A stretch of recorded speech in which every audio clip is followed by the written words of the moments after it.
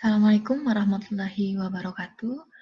Berjumpa kembali pada pertemuan kelima untuk mata kuliah mikrobiologi. Kali ini kita akan membahas mengenai pertumbuhan mikroorganisme. Nah, untuk pertumbuhan mikroorganisme ini sendiri terbagi menjadi dua pertemuan kelima dan nanti pertemuan ke-6. Nah, pembahasan yang akan dibahas pada pertumbuhan mikroorganisme yang sekarang adalah membahas apa saja faktor-faktor yang mempengaruhi pertumbuhan dari mikroorganisme itu sendiri. Sedangkan nanti di pertemuan ke-6 akan membahas bagaimana cara kita mengukur pertumbuhan mikroorganisme itu. Oke, langsung saja ya. Pertumbuhan itu apa? Oke, kita mulai dari pertama. Pertumbuhan pada organisme yang makro merupakan proses bertambahnya ukuran atau substansi atau massa zat suatu organisme. Jadi yang dikatakan bertumbuh ketika organismenya itu bertambah ukurannya atau masanya dari suatu organisme dan substansinya. Itu untuk organisme yang makro. Nah, misalnya kita bertambah tinggi, bertambah besar. Nah, itu untuk pertumbuhan mikroorganisme organisme yang makro. Sedangkan jika kita berbicara pada mikroorganisme atau organisme yang bersel satu, jadi pertumbuhan itu adalah apa? Peningkatan unsur sel yang dapat menghasilkan peningkatan pada ukuran sel, jumlah sel, atau keduanya. Jadi kalau misalnya pertumbuhan pada mikroorganisme berarti lebih ke arah apakah ukurannya semakin membesar atau jumlahnya semakin banyak atau keduanya. Tetapi karena mengobservasi pertumbuhan satu sel sulit, maka mikrobiologis biasanya mempelajari pertumbuhan populasi mikroorganisme seperti pertumbuhan koloni atau pertambahan jumlah sel mikroorganisme itu sendiri. Jadi karena memang tadi ya, karena ukurannya sangat kecil, mikroorganisme, maka tidak melihat pertambahan ukuran sel, tetapi lebih ke arah berapa banyak jumlah sel yang dihasilkan dalam pembelahan selnya sehingga mengalami pertumbuhan. Nah, apa saja faktor lingkungan yang menghambat pertumbuhan mikroorganisme? Yang pertama bisa karena kekurangan makanan, air, atau nutrisi. Kemudian populasinya yang terlalu padat, jadi mereka dengan ketersediaan makanan yang kurang, maka populasi yang padat bisa menghambat pertumbuhan mikroorganisme. Berebut makanan contohnya. Sehingga nanti ketika suatu mikroorganisme itu tidak dapat asupan, berarti dia tidak dapat energi, kemudian dia tidak dapat mengalami atau melakukan proses metabolismenya, ekspresi gennya, maka bisa terjadi suatu kematian. Apalagi banyaknya akumulasi metabolit yang tidak berguna.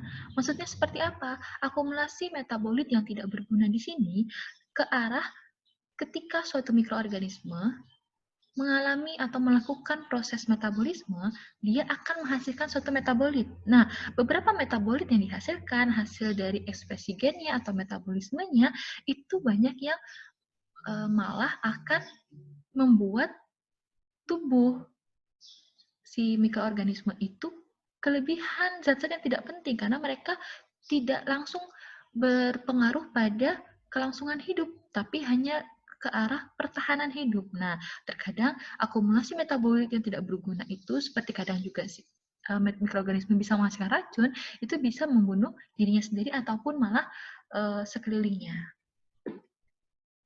Kekurangan oksigen. Nah, ini untuk beberapa mikroorganisme saja ya yang dia tahan atau dia hidupnya dengan adanya oksigen. Perubahan pH. Nah, ini perubahan pH juga beberapa tergantung lagi jenisnya, tapi secara umum ketika pH-nya terlalu asam, itu dia bisa menyebabkan kematian ataupun malah terlalu basa. Suhu. Nah, suhu. Untuk secara normal pasti mikroorganisme itu akan mati oleh suhu. Tidak menutup kemungkinan ada yang bisa bertahan dengan suhu yang ekstrim. Ekstrim terlalu tinggi atau ekstrim terlalu rendah. Kalau yang mempengaruhi pertumbuhan mikroorganisme, faktornya apa saja? Bisa dibagi menjadi dua ya dari semuanya. Itu ada faktor fisik, tadi antara semuanya, dan ada faktor kimia. Bagaimana faktor fisik itu apa saja? Yang pertama adalah suhu, tadi berhubungan ya. Kemudian kandungan air, ada tekanan osmotik, pH, ion dan listrik, radiasi, tegangan permukaan, tekanan hidrostatik, dan oksigen. Kalau kimia apa saja? Pasti berhubungan sama nutrisi, baik yang makroelemen atau yang mikroelemen. Kemudian media kultur mikroorganismenya. Nah, nanti kita bahas satu-satu ya. Oke, kita lihat dulu untuk faktor fisiknya tadi ya. Yang pertama ada suhu. Pertumbuhan mikroorganisme itu memerlukan kisaran suhu tertentu. Suhu minimum adalah suhu terendah, tetapi mikroorganisme masih bisa hidup. Kemudian ada yang disebut suhu optimum, adalah suhu paling baik untuk pertumbuhan mikroorganisme. Kemudian ada suhu maksimum, adalah suhu tertinggi untuk kehidupan mikroorganisme. Pengelompokannya ya, mikroorganisme itu berdasarkan suhu yang bisa dia tumbuh. Ada yang disebut sikrofil atau kriofil, di mana mikroorganisme itu dapat tumbuh pada suhu 0-30 derajat Celcius dengan suhu optimumnya sekitar 15 derajat Celcius. Jadi dia bisa bertahan suhu minimumnya dia adalah 0 derajat Celcius, suhu paling tingginya adalah 30 derajat Celcius. Nah, dia akan lebih nyaman atau suhu optimumnya pada suhu 15 derajat Celcius. Nah, itu kelompok golongan mikroorganisme yang bersifat sikrofil. Kemudian apalagi ada yang disebut kelompok mesofil, di mana mikroorganisme yang umumnya mempunyai suhu minimum 15 derajat Celcius, suhu optimumnya 25-30 derajat Celcius, dan dia maksimum di 45 derajat 45-55 derajat Celcius. Nah, yang mesofil ini yang biasanya kebanyakan ada di sekeliling kita. Jadi mereka suka suhu ruangan sampai suhu tubuh tumbuh di suhu itu. Tapi mereka masih bisa hidup di suhu 15 derajat Celcius dan akan mati ketika suhu sudah di atas 55 derajat Celcius. Mungkin nanti kalau kalian praktikum, kalian akan mengetahui misalnya bakteri yang akan digunakan, misalnya E. coli ya. E. coli itu ketika kita kultur, kemudian kita tumbuhkan, otomatis dia nanti akan dimasukkan ke dalam suatu inkubator yang suhunya sekitar 25-37 derajat Celcius, suhu badan, sehingga dia bisa tumbuh seperti posisinya dia di dalam tubuh kita. E. coli kan juga terdapat di dalam tubuh kita. Dia sesuaikan suhunya, memang dia bertahan pada suhu 37 derajat Celcius. Kemudian ada mikroorganisme yang tahan dengan suhu yang tinggi, yaitu disebutnya adalah kelompok termofil, di mana mikroorganisme yang mempunyai suhu minimumnya tinggi sekali, sudah 40 derajat Celcius, jadi dia malah bisa hidupnya di suhu-suhu yang panas. Kemudian dia optimum pada suhu 55-60 derajat Celcius, dan suhu maksimumnya adalah 75 derajat Celcius. Berarti ada yang bisa hidup di suhu rendah, ada yang kebanyakan di suhu ruang dan netral, suhu tubuh kita, kemudian ada yang memang bisa hidup di suhu tinggi. Sikrofil, suhu rendah, mesofil, suhu rata-rata tubuh, kemudian termofil adalah kelompok untuk yang bisa tahan terhadap suhu ekstrim yang tinggi. Nah, kenapa ada beberapa yang tidak bisa hidup di suhu yang tinggi? Kenapa? Karena yang pertama dia bisa masuk ke tahap titik kematian termal. Kemudian atau yang disebut juga sebagai ada juga yang disebut sebagai waktu kematian termal. Titik kematian termal seperti apa? Jadi dia adalah suhu yang dapat mematikan spesies mikroorganisme dalam waktu 10 menit pada kondisi tertentu. Kemudian untuk waktu kematian termal itu waktu yang diperlukan untuk membunuh suatu spesies mikroorganisme pada suatu suhu yang tetap. Jadi kalau dikatakan titik kematian termal berarti ketika dalam waktu 10 menit dia bisa mematikan mikroorganisme. Kalau untuk waktunya berapa lama rentangnya, nah rentang dia bisa bertahan atau rentang di mana kita bisa membunuh dari awal satu mikroorganisme sampai semuanya mati. Nah, itu waktunya berapa lama. Itu sedikit definisi-definisi ya. Kemudian, kalau suhu rendah, apa yang diakibatkannya? Ada yang disebut cool shock, di mana penurunan yang penurunan suhu yang tiba-tiba. Dia menyebabkan kematian bakteri, terutama pada bakteri muda atau pada fase logaritmik. Jadi waktu ketika baru akan mulai membelah diri. Kemudian ada pembekuan atau freezing, di mana rusaknya sel dengan adanya kristal es di dalam air intraseluler. Seperti yang kita tahu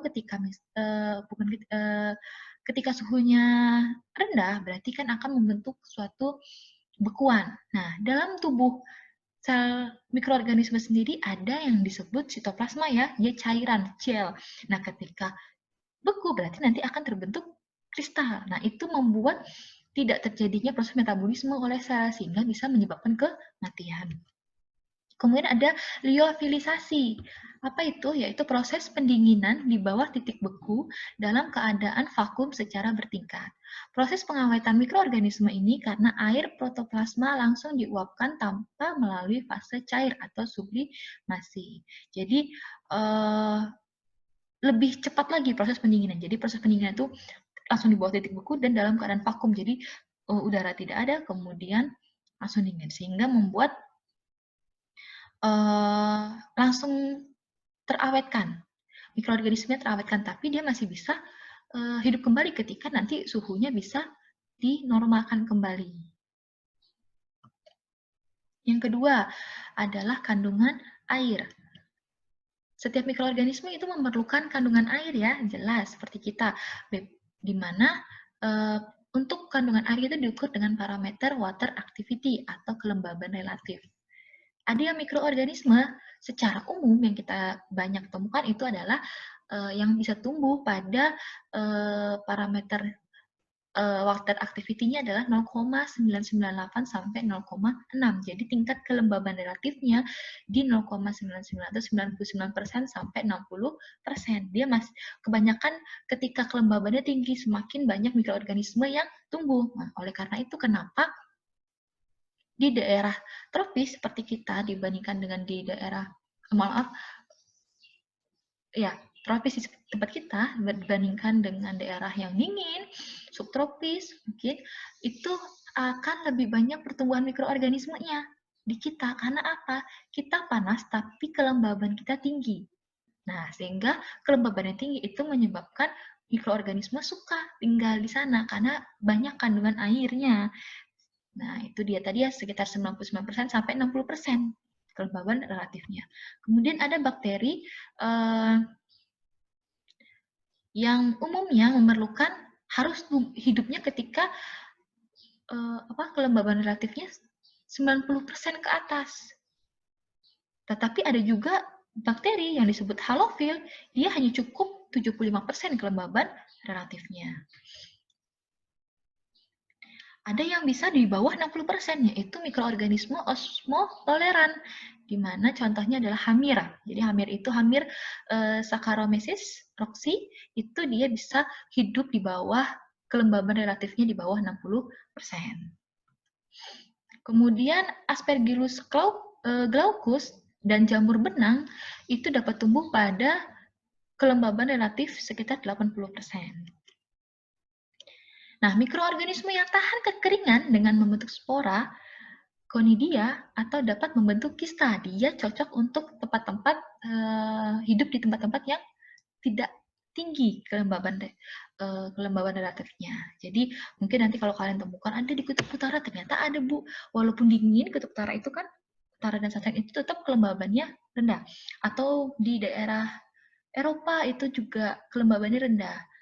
Itu atau di daerah Timur Tengah itu panas tapi kelembabannya juga rendah. Nah, banyak juga mikroorganisme yang bisa hidup karena dia bisa membentuk spora, conidia, atau dapat membentuk kista di tubuhnya. Kemudian selanjutnya yang mempengaruhi yaitu adalah tekanan osmose. Di mana tekanan osmose itu sangat erat hubungannya dengan kandungan air ya, berhubungan tapi bukan kelembaban relatif. Nah, di mana apabila mikroorganisme itu diletakkan pada larutan hipertonis, maka selnya akan mengalami plasmolisis, yaitu terkelupasnya membran sitoplasma dari dinding sel akibat mengkerutnya sitoplasma. Apabila diletakkan pada larutan hipotonis, maka sel mikroorganisme akan mengalami plasmoptisa, yaitu pecahnya sel karena cairan masuk ke dalam sel. Sel membengkak dan akhirnya pecah. Nah, seperti gambarnya ya yang di sebelah kiri ini, kalian masih ingat tekanan osmosis? Jadi tekanan osmosis itu tadi ketika dia hipertonis, larutannya hipertonis, dia akan mengkerut. Ketika hipotonis, dia akan mengembang dan pecah. Kenapa seperti itu nih? Seperti yang di bawah ya dilihat ya, bahwa ketika ada fresh air atau air biasa dengan air garam, otomatis nanti ketika kandungan, berarti kan kandungan di air biasa, itu kandungan airnya lebih murni, lebih tinggi daripada kandungan di air garam. Karena di air garam, kandungan garamnya cukup tinggi. Nah, ketika ada perbedaan konsentrasi di sini, maka akan adanya tekanan yang disebut adalah tekanan osmosis. Nah, di sini jadi bisa kita lihat ya, ketika airnya hipertonik ya, hipertonik. Airnya di sini yang air garam. Di dalamnya tidak ada garam anggapannya. Maka untuk menetralkannya, pasti air yang di dalam sel itu akan keluar sel, ya kan? Akan keluar sel karena tekanan yang di luar ini lebih tinggi. Jadi dia akan membuat air yang di dalam itu ikut ke luar, sehingga selnya akan mengkerut. Berbeda dengan ketika dia larutannya hipotonis. Hipotonis berarti cairan yang ada di dalam sel itu lebih pekat daripada yang di luar sel. Akhirnya di luar sel akan masuk ke dalam sel, sehingga membuat yang di dalam sel itu akan lebih sama. Nah, dengan dia masuk terus-menerus membuat selnya akan pecah karena tekanan di dalam itu lebih tinggi. Otomatis nanti larutannya akan masuk ke dalam sel. Akhirnya pecah. Nah, itu bisa membuat tekanan yang dibuat oleh perbedaan konsentrasi larutan tadi atau tekanan osmosa itu bisa membuat kematian pada sel, terutama yang hipotonik. Dan hipertonik juga ketika semua cairan keluar, ya sel tidak bisa hidup tanpa cairan. Gitu ya, kebayang ya. Misalnya juga seperti kita membuat manisan. Oke, membuat manisan itu pasti kadar air dalam buahnya akan sangat berkurang dan ditambah dengan kadar gula yang sangat tinggi, ya kan? Nah, kenapa manisan itu akan lebih awet dibandingkan dengan buah aslinya? Karena ketika ada suatu media yang mengandung nutrisi, mikroorganisme akan tumbuh. Baik di tadi manisan ataupun di buah yang awalnya yang masih segar akan tumbuh. Lama-kelamaan karena konsentrasi yang di buah biasa dengan buah yang tadi dibuat manisan, konsentrasi gulanya lebih pekat yang di manisan, mereka akan mengkerut. Ya, akan mengkerutnya. Alhasil membuat manisannya lebih awet karena yang membuat pembusukan itu adalah mikroorganisme ya.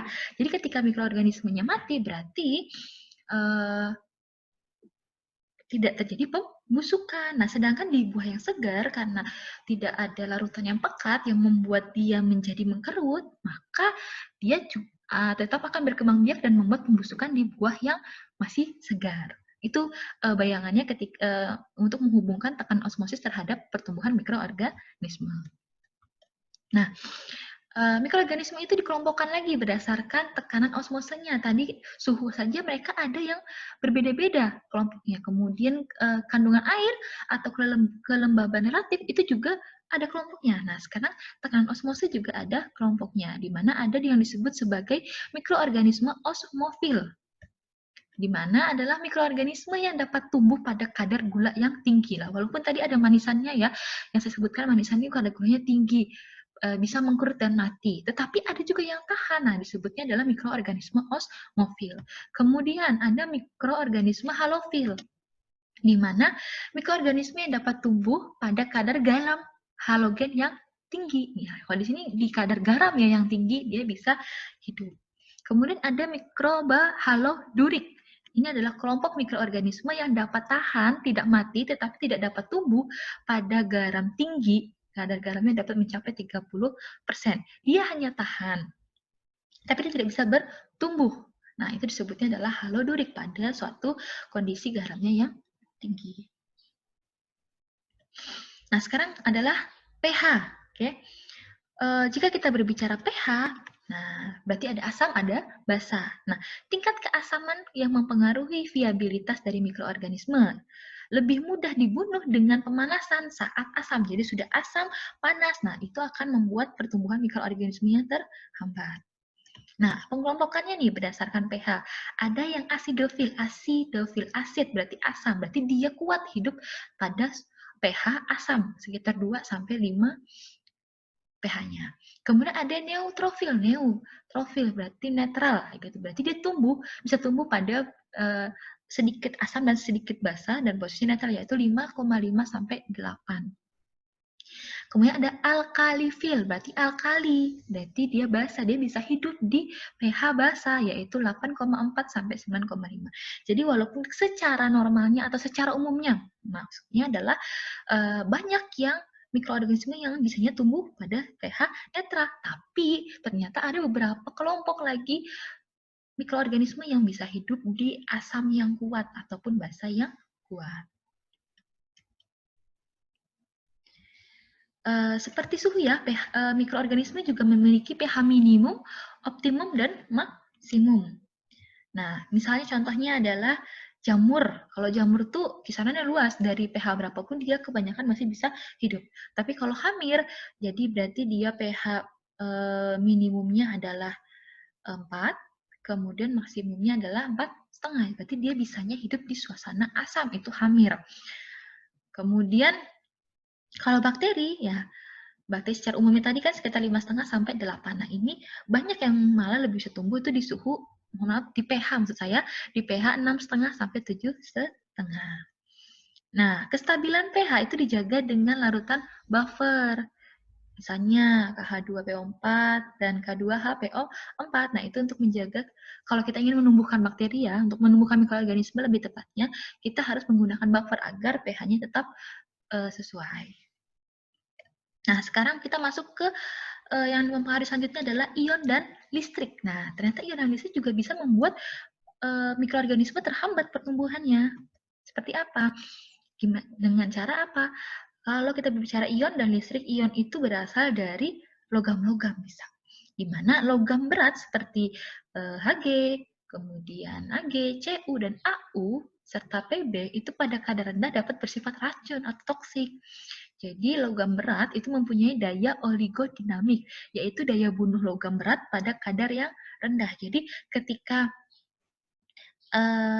lingkungan tumbuh mikroorganisme terdapat logam-logam tadi, itu bisa membuat mikroorganismenya mati, dia teracuni. Jangankan mikroorganisme, kita saja kalau terlalu banyak mengandung logam berat, juga tidak baik untuk kesehatan. Kemudian, ion-ion lain yang dapat mempengaruhi kegiatan fisiologi mikroorganisme yaitu ion sulfat, tartrat, klorida, nitrat, dan benzoat. Jadi ada beberapa ion lain ya, yang dapat mengurangi pertumbuhan mikroorganisme tertentu. Sering digunakan untuk mengawetkan suatu bahan, misalnya digunakan dalam mengawetkan makanan. Sering ya dengar ya, ada asam nitrat, nah bisa digunakan, atau asam sulfat, atau asam benzoat yang sering itu untuk natrium benzoat, lebih tepatnya sering digunakan untuk pengawetan.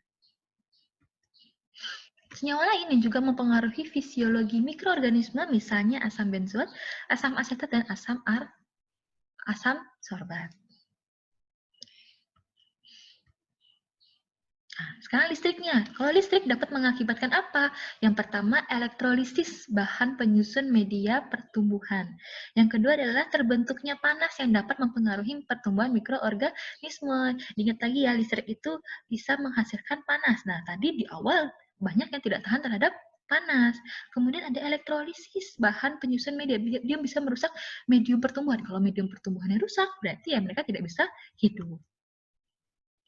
Nah, sel mikroorganisme ini dalam suspensi akan mengalami elektroforesis apabila dialiri arus listrik. Seperti apa? Dia nanti akan terbuka pori-pori. Ketika terbuka, pecah. Ya, yang namanya suatu sel anggapannya balon, kemudian dia pecah, ya tidak bisa lagi menjadi sel, akan mati. Kemudian arus listrik tegangan tinggi yang melalui suatu cairan akan menyebabkan terjadinya shock karena tekanan hidrolik dari listrik.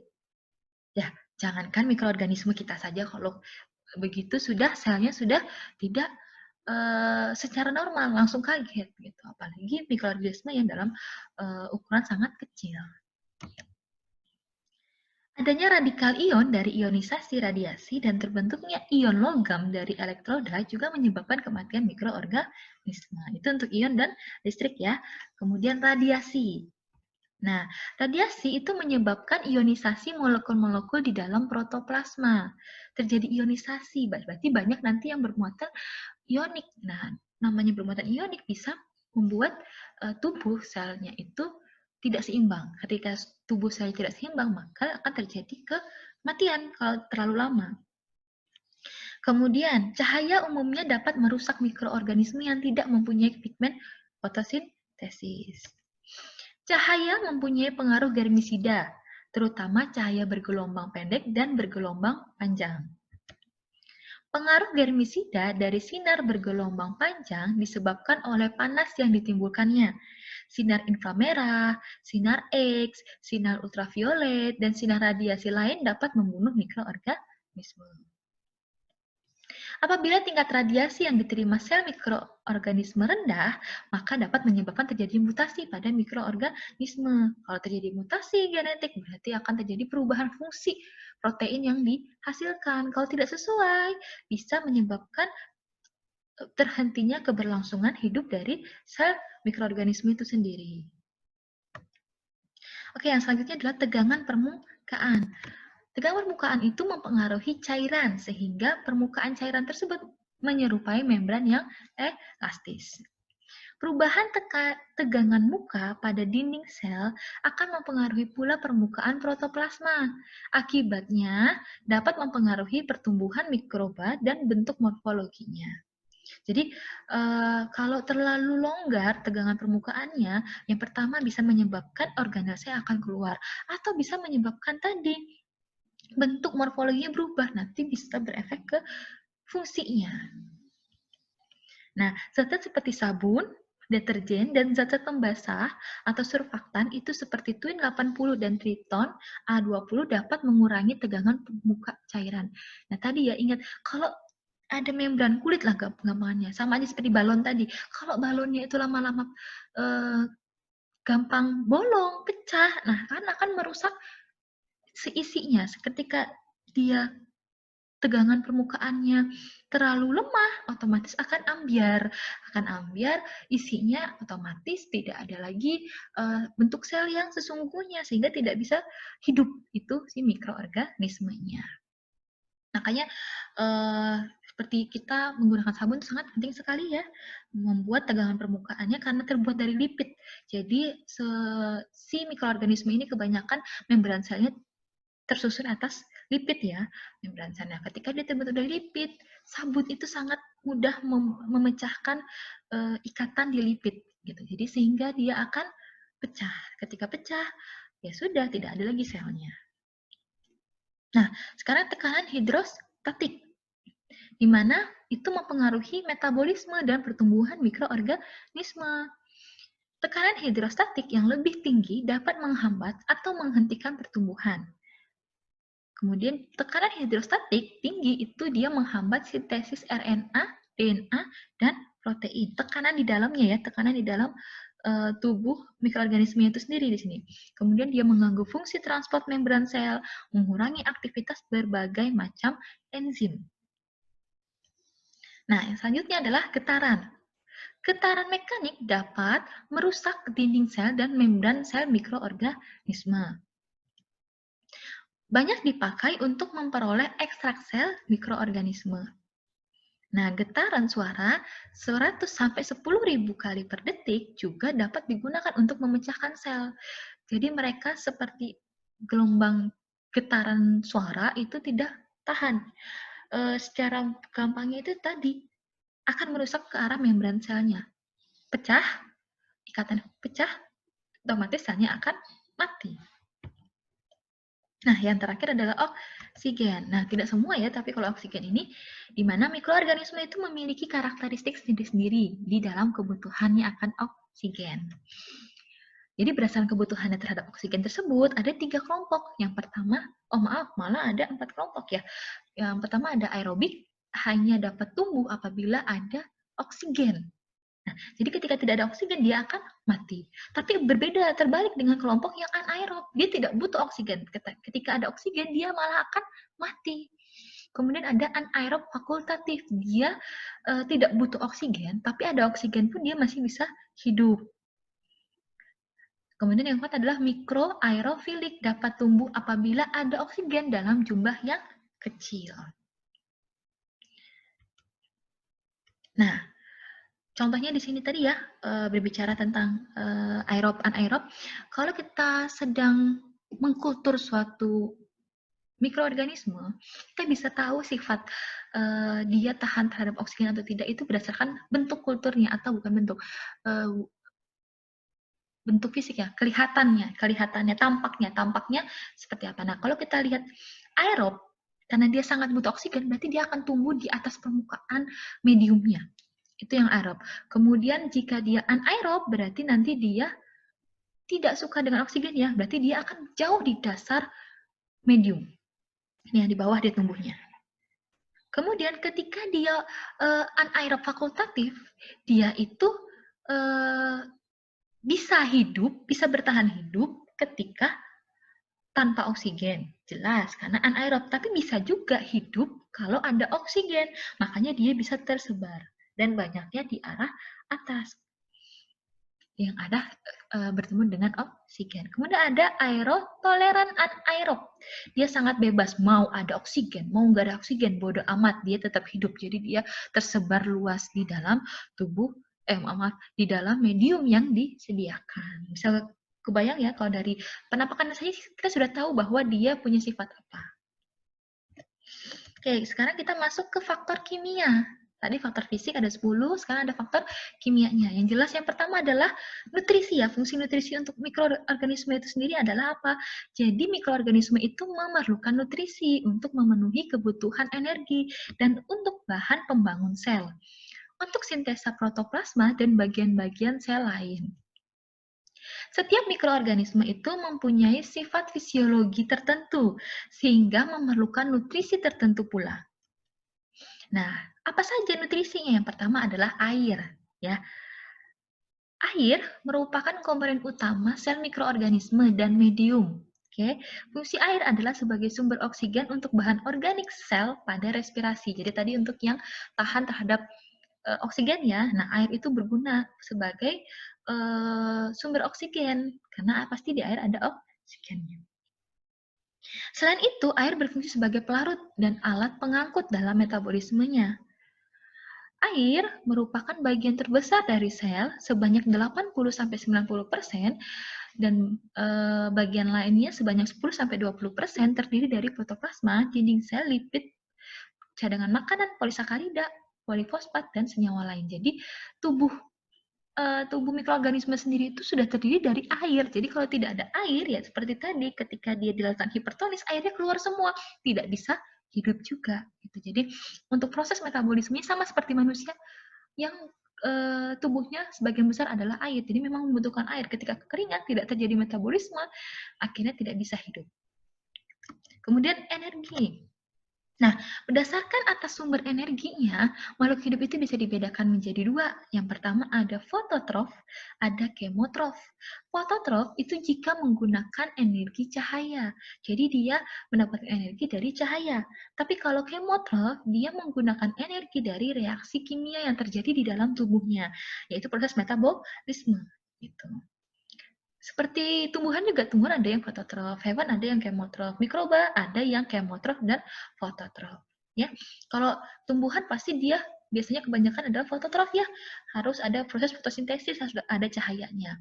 Kalau hewan seperti sel hewan, sel tumbuhan berbeda ya. Kalau sel hewan itu seperti sel manusia. Nah, dia akan menghasilkan energi berdasarkan reaksi yang terjadi di dalam selnya, yaitu reaksi respirasi sel.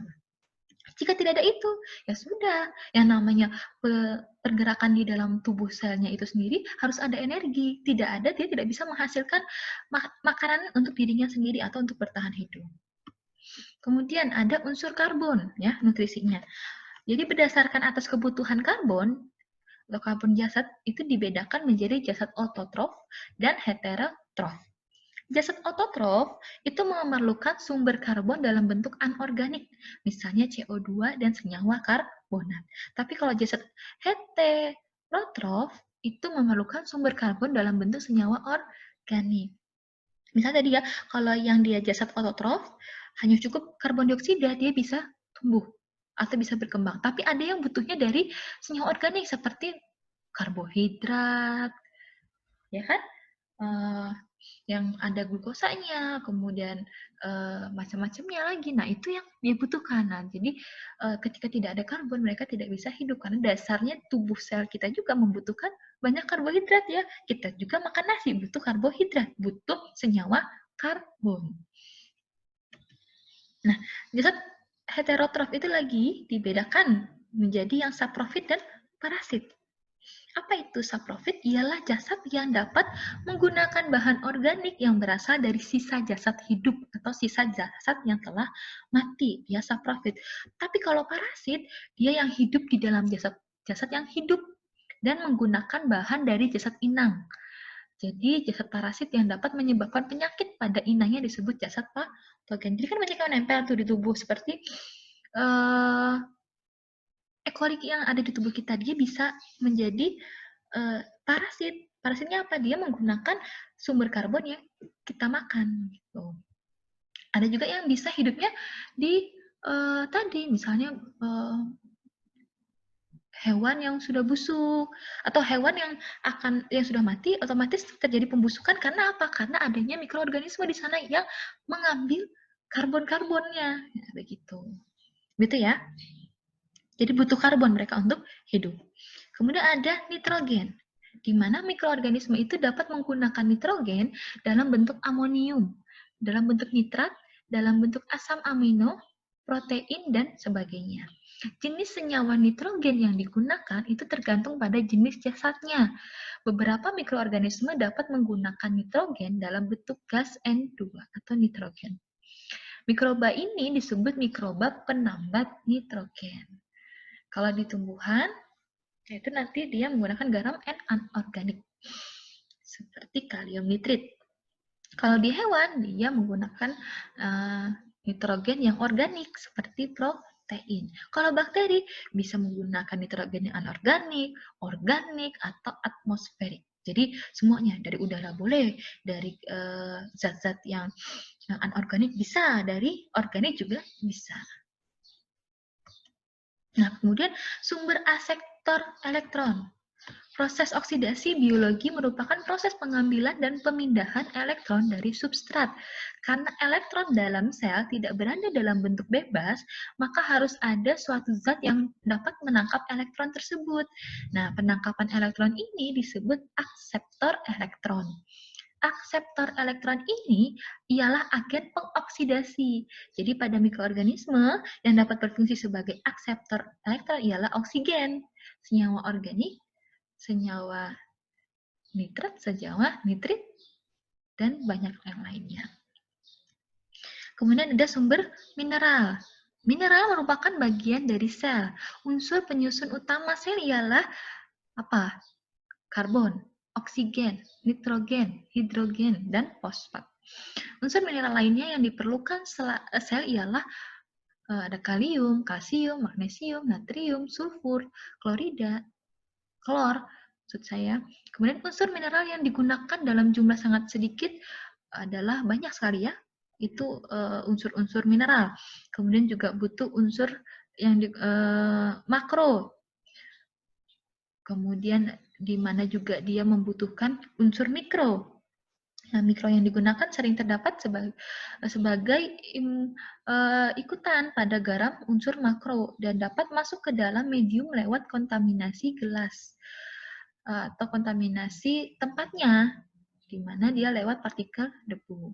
Nah, selain berfungsi sebagai penyusun sel, unsur mineral juga berfungsi untuk mengatur tekanan osmose, kadar ion H+, keasaman atau pH, dan potensial reduksi oksidasi atau redoks potensial di dalam medium.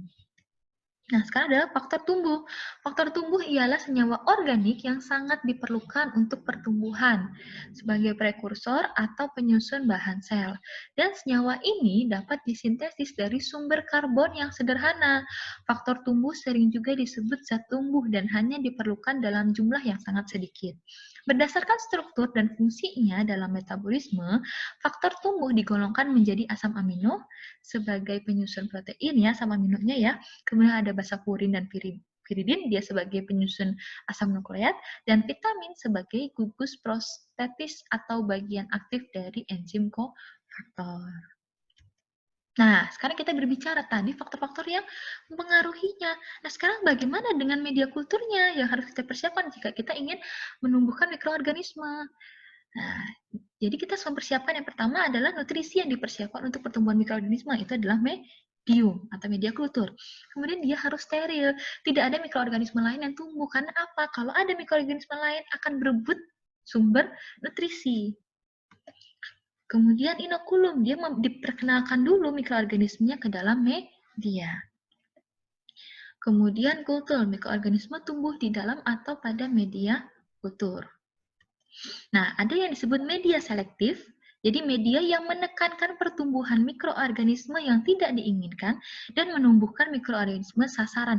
Jadi di dalam suatu medium itu nanti kita diberi suatu zat atau suatu zat yang membuat mikroorganisme lain mati selain mikroorganisme yang ingin kita tumbuhkan. Itu disebutnya media selektif. Contohnya, ada mannitol salt agar, MSA, seperti yang digambar ya, untuk bakteri Staphylococcus. Atau hoptoen enteric agar, HE, dia untuk atau juga phenyl ethyl alkohol agar, PEA atau PAA. Nah, sekarang ada media yang disebut diferensial media. Dia untuk memisahkan koloni dari mikroorganisme yang tumbuh pada pantry yang sama. Contohnya apa? TSA tadi masih digunakan untuk memisahkan bakteri tipe Streptococcus. Kemudian EMB, Eosin Methylene Blue, untuk bakteri gram negatif terhadap bakteri gram positif. Kemudian ada McConkey agar. Oke, gitu ya. Untuk pertumbuhan mikroorganisme yang pertama, bagaimana apa saja sih faktor-faktornya, kemudian apa yang menyebabkan mereka mati ketika faktor itu tidak ada atau malah faktor itu berlebihan. Nah, tadi sudah dibahas. Selanjutnya nanti pertemuan selanjutnya akan membahas bagaimana kita mengukurnya pertumbuhan itu sendiri. Oke? Jika masih ada yang belum paham, nanti bisa ditanyakan di forum ya. Selanjutnya bisa langsung mengerjakan kuis untuk melihat kalian, mengecek diri sendirilah seberapa paham kalian terhadap materi ini. Oke? Ya, jadi diharapkan mengerjakannya sesuai yang kalian sudah pahami. Oke? Kalau begitu saya tutup ya pertemuan kali ini. Assalamualaikum warahmatullahi wabarakatuh.